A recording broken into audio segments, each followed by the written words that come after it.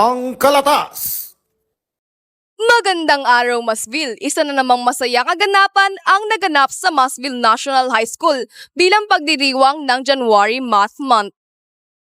Math Dance, tampok sa formal na pagbubukas ng Mathematics Month. Isa na namang masayang kaganapan ang naganap sa Masville National High School bilang pagdiriwang ng January Math Month.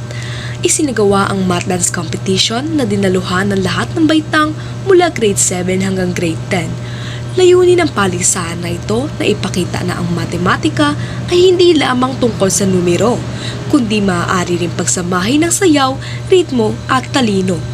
Ipinamalas ng mga mag-aaral ang kanilang husay sa pagsasayaw habang isinasama ang mga konsepto ng math sa kanilang mga galaw. Bukod sa saya at aliw, ang aktibidad na nagbigay ng inspirasyon at kumpiyansa sa mga kalahok.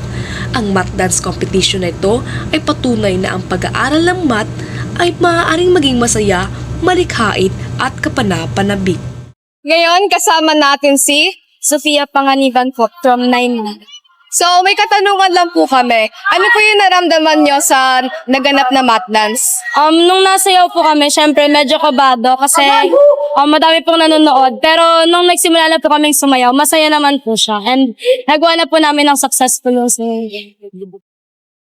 Ngayon, kasama po natin si Ma'am. Generale. So, may katanungan lang po kami sa inyo kasi sa pagkakalam po namin, kayo po yung may hawak ng event na math dance.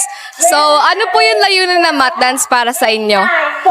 Sa kaalaman natin, yung math dance, ginaganap siya tuwing month of January. So, sinaselebrate natin siya mula January 1 hanggang January 30. So, layunin po nito na may pakita, may pamalas ng mga bata ang kanilang pinagsamang galing sa pagsasayaw at galing sa math sa isang performance.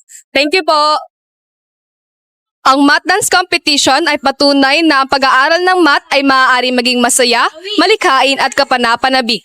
Yan lamang po ang balita sa araw na ito. Muli ako si Maywin Edok para sa Balitang Sigurado.